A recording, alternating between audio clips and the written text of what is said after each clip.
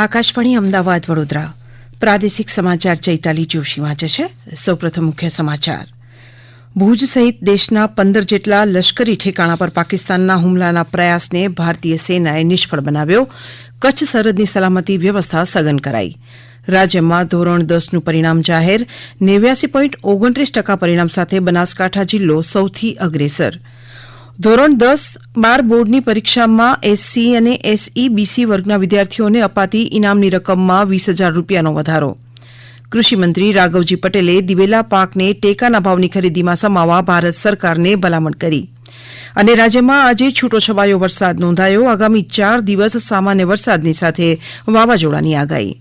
સમાચાર વિગતવાર. પાકિસ્તાને આજે કચ્છના ભુજ સહિતના દેશના 15 જેટલા લશ્કરી ઠેકાણાઓ પર હુમલાનો પ્રયાસ કર્યો, જેને ભારતીય સેનાએ નિષ્ફળ બનાવ્યો. દરમિયાન પાકિસ્તાન સાથે જોડાયેલી કચ્છની સરહદની સલામતી સઘન કરવામાં આવી છે. ભુજ અને કંડલા વિમાન મથક પર તમામ મુસાફર સંબંધિત ગતિવિધિ સ્થગિત કરી તમામ ઉડાન રદ કરવામાં આવી છે. આવતીકાલે શુક્રવાર સુધી આ વિમાની મથકો બંધ રહેશે. ઉપરાંત પૂર્વ કચ્છના સરહદી વિસ્તારના બેલા, મોવાણા, ધોળાવીરા સહિતના સરહદી ગામને હાઈ એલર્ટ કરી દેવાયું છે. તો કચ્છ 3 માછીમારી બંદરો નારાયણ સરોવર, જખો અને લખપતના દરિયાઈ વિસ્તારમાં આગામી આદેશ ન મળે ત્યાં સુધી માછીમારી પર તાત્કાલિક અસરથી પ્રતિબંધ મૂકવામાં આવ્યો છે. સાંભળીએ અમારા પ્રતિનિધિનો અહેવાલ. ભારત પાકિસ્તાનની તંગદિલી વચ્ચે પૂર્વ કચ્છની સરહદો સીલ કરી દેવાઈ છે. વિવિધ ગામડાઓમાં પણ એલર્ટ જાહેર કરી દેવામાં આવ્યો છે. સેનાની 3 પાંખો એલર્ટ છે. પૂર્વ કચ્છના બેલા, મોવાણા, ધોળાવીરાથી માંડીને આખી પૂર્વ કચ્છની સરહદ પર ચાંપતો બંદોબસ્ત ગોઠવાઈ રહ્યો છે. બીએસએફના જવાનો અન્ય લશ્કરી દળો પણ તૈનાત કરી દેવામાં આવ્યા છે. આકાશવાણી સમાચાર માટે પૂર્વ કચ્છથી રામજી મેરિયા. બીજી તરફ કચ્છની ભારત પાકિસ્તાન સરહદ નજીકના ખાવડા પાસેના દોબરાણા ગામમાં આજે એક શંકાસ્પદ ડ્રોન તોડી પડાયું હતું. રાજ્યમાં આ વખતે ધોરણ 10 બોર્ડનું 83.08% પરિણામ જાહેર થયું છે. ગુજરાત માધ્યમિક અને ઉચ્ચતર માધ્યમિક શિક્ષણ બોર્ડ દ્વારા જાહેર કરાયેલા પરિણામ મુજબ રાજ્યમાં કુલ 989 કેન્દ્ર પર 7,46,892 વિદ્યાર્થીઓએ પરીક્ષા આપી હતી. આ વખતે સૌથી વધુ 89.29% પરિણામ બનાસકાંઠા જિલ્લાનું રહ્યું છે. પરિણામ અંગે એક વિદ્યાર્થીનીની પ્રતિક્રિયા સાંભળીએ. માહી નરેશભાઈ, હું ધોરણ 10માં કેકે ગોટી હાઈસ્કૂલમાં અભ્યાસ કરતી હતી, જેમાં મારું રિઝલ્ટ આ વખતે 95.67 આવ્યું છે. આનો શ્રેય મારા માતા પિતા, ગુરુજીઓ, ભગવાન અને આ સ્કૂલના બધા જ શિક્ષકશ્રી જે મને અભ્યાસ કરાવતા હતા તેમને આપું છું. અત્યારે આજના યુગમાં ફોનનો યુઝ બહુ કરી રહ્યા છે લોકો, તો ફોનનો ઓછામાં ઓછો ઉપયોગ કરવો જોઈએ અને અભ્યાસ પર વધારે ધ્યાન આપવું જોઈએ.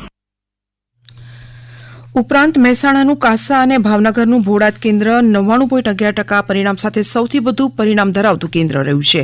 સત્તાવાર યાદી મુજબ રાજ્યની 1,574 શાળાઓએ 100% પરિણામ મેળવ્યું છે. આ વખતે સૌથી ઓછું 72.55% પરિણામ ખેડા જિલ્લાનું આવ્યું છે. આ અંગે જિલ્લા શિક્ષણ અધિકારી KH રાવલે જણાવ્યું કે આગામી સમયમાં પરિણામ સુધારવાની દિશામાં કામ કરાશે.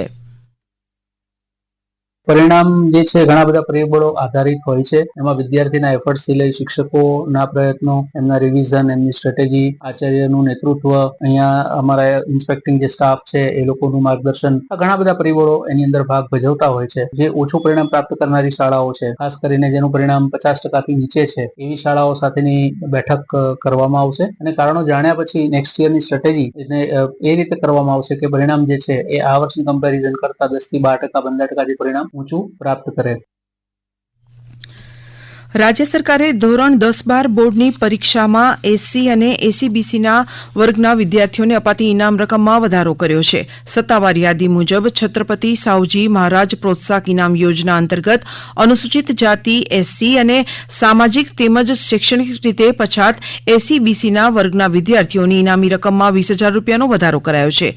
રાજ્યકક્ષાએ પ્રથમ ક્રમાંક મેળવનારા વિદ્યાર્થીને પહેલા 31,000ની જગ્યાએ 51,000 રૂપિયાની સહાય અપાશે. તો દ્વિતીય ક્રમાંકના વિદ્યાર્થીને 21,000ની જગ્યાએ 41,000 રૂપિયા અને ત્રીજા ક્રમાંકના વિદ્યાર્થીને 11,000 રૂપિયાની જગ્યાએ 31,000 રૂપિયા ઇનામ તરીકે અપાશે. ઉપરાંત ધોરણ 10 અને 12માં સામાન્ય તેમજ વિજ્ઞાન પ્રવાહમાં જિલ્લા કક્ષાએ પ્રથમ ક્રમાંકના વિદ્યાર્થીને 6,000 રૂપિયાની જગ્યાએ 15,000, બીજા ક્રમાંક મેળવનાર વિદ્યાર્થીને 5,000ની જગ્યાએ 11,000 અને ત્રીજા સ્થાને રહેનાર વિદ્યાર્થીને 4,000ની જગ્યાએ 9,000 રૂપિયા ચૂકવાશે. રાજ્ય સરકારે આજે સ્વર્ણિમ જયંતિ મુખ્યમંત્રી શહેરી વિકાસ યોજના અંતર્ગત 2204 કરોડ રૂપિયાના વિકાસ કામને મંજૂરી આપવામાં આવી છે. સત્તાવાર યાદી મુજબ આ મંજૂરી હેઠળ આણંદ, પોરબંદર, મહેસાણા, સુરત, ગાંધીનગર, ભાવનગર, જામનગર, વડોદરા અને 3 શહેરી વિકાસ વિસ્તાર, સત્તામંડળ, સુડા, રૂડા, બાડા અને 5 નગરપાલિકાઓને લાભ મળશે. આ સમાચાર આપ આકાશવાણીના અમદાવાદ વડોદરા કેન્દ્ર પરથી સાંભળી રહ્યા છો. આ સમાચાર આપ અમારી YouTube channel AIR news Gujarat પર પણ સાંભળી શકશો. વધુ સમાચાર માટે અમારી વેબસાઇટ newsonair.gov.in/gujarati અને અમારા એક્સ હેન્ડલ AIR_news_ABAD ને ફોલો કરશો.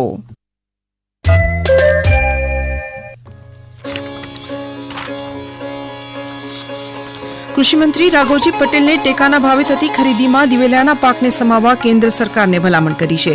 કૃષિમંત્રી રાઘવજી પટેલ નવી દિલ્હી ખાતે યોજાયેલી રાષ્ટ્રીય કૃષિ સંમેલન ખરીફ અભિયાન 2025માં રાજ્ય સરકારના પ્રતિનિધિ તરીકે ઉપસ્થિત રહ્યા, જેમાં શ્રી પટેલે આગામી ખરીફ 2025માં વાવેતર સમયે જરૂરી એવા DAP ખાતર અને અન્ય ખાતરોની માંગ મુજબ ઉપલબ્ધતા થાય અને સમયસર ખાતરની ફાળવણી થાય તેની પણ રજૂઆત કરી હતી.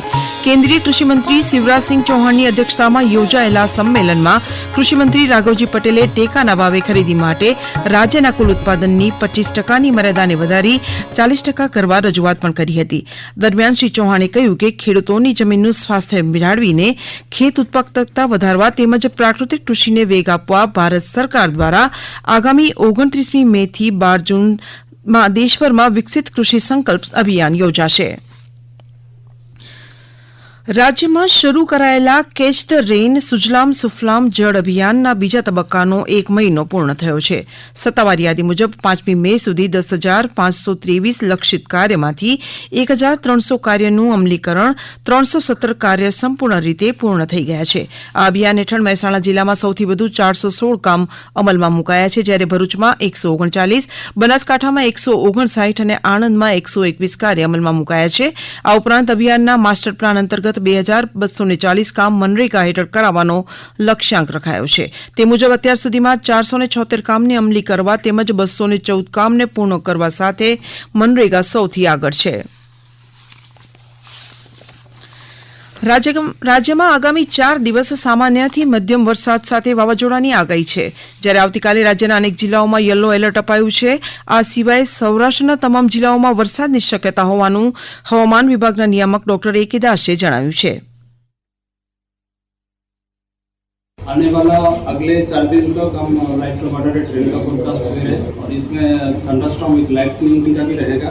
इसमें जो सिनोप्टिक सिचुएशन कल का हम बोले थे साइक्लोनिक सर्कुलेशन वेस्ट एमपी का पर था, वो अभी साउथ वेस्ट एमपी में चले गए और एक cyclonic circulation north west MP के ऊपर परसिस्ट कर रहा है 0.9 किलोमीटर अब मीन सी लेवल. इसके कारण राज्य में अभी रेनफॉल का हम वार्निंग दे रहे हैं. રાજ્યમાં આજે સતત ચોથા દિવસે કેટલાક જિલ્લાઓમાં વરસાદ વરસ્યો છે. સત્તાવાર યાદી મુજબ આજે સવારે 6 વાગ્યાથી સાંજે 6 વાગ્યા સુધીમાં 27 તાલુકામાં વરસાદ નોંધાયો. દરમિયાન સૌથી વધુ 2 ઇંચ જેટલો વરસાદ ગીર સોમનાથના તલાલાવ તાલુકામાં વરસ્યો, જ્યારે તાપીના ડોલવણ અને વલસાડના કપરાડામાં 1.5 ઇંચથી વધુ તો ગીર સોમનાથના ગીરગઢડામાં 1 ઇંચથી વધુ વરસાદ નોંધાયો. ઉપરાંત રાજુલા, માણાવદર, તળાજા, નાંદોદ અને ધરમપુરમાં 1.5થી 1 ઇંચ જેટલો વરસાદ વરસ્યાના અહેવાલ છે. અમેરિકાના સેન ડિયાગો નજીક દરિયામાં બોટ પલટી જતા મહેસાણાના એક પરિવારના 4 લોકો ડૂબી ગયાના અહેવાલ છે. સાન ફ્રાન્સિસ્કોમાં એક ભારતના consulate general social media platform x પર પોસ્ટ કરીને આ ઘટનાની પુષ્ટિ કરી હતી. તેમણે કહ્યું કે આ ઘટનામાં 3 લોકોના મોત થયા છે અને 9 લોકો ગુમ થયા છે, જ્યારે 4 લોકો ઇજાગ્રસ્ત થયા છે. અંતમાં મુખ્ય સમાચાર ફરી એકવાર. ભુજ સહિત દેશના 15 જેટલા લશ્કરી ઠેકાણા પર પાકિસ્તાનના હુમલાના પ્રયાસને ભારતીય સેનાએ નિષ્ફળ બનાવ્યો. કચ્છ સરહદની સલામતી વ્યવસ્થા સઘન કરાઈ. રાજ્યમાં ધોરણ 10નું પરિણામ જાહેર. 89.29% પરિણામ સાથે બનાસકાંઠા જિલ્લો સૌથી અગ્રેસર. ધોરણ 10-12 બોર્ડની પરીક્ષામાં SC અને SEBCના વર્ગના વિદ્યાર્થીઓને અપાતી ઇનામની રકમમાં 20,000 રૂપિયાનો વધારો. કૃષિમંત્રી રાઘવજી પટેલે દિવેલાના પાકને ટેકાની ભાવની ખરીદીમાં સમાવવા ભારત સરકારને ભલામણ કરી. અને રાજ્યમાં આજે છૂટોછવાયો વરસાદ નોંધાયો. આગામી 4 દિવસ સામાન્યથી મધ્યમ વરસાદ સાથે વાવાઝોડાની આગાહી. આકાશવાણીના અમદાવાદ વડોદરા કેન્દ્ર પરથી પ્રાદેશિક સમાચાર પૂરા થયા. હવે પછી આપ 7:50 રાષ્ટ્રીય સમાચાર સાંભળી શકશો.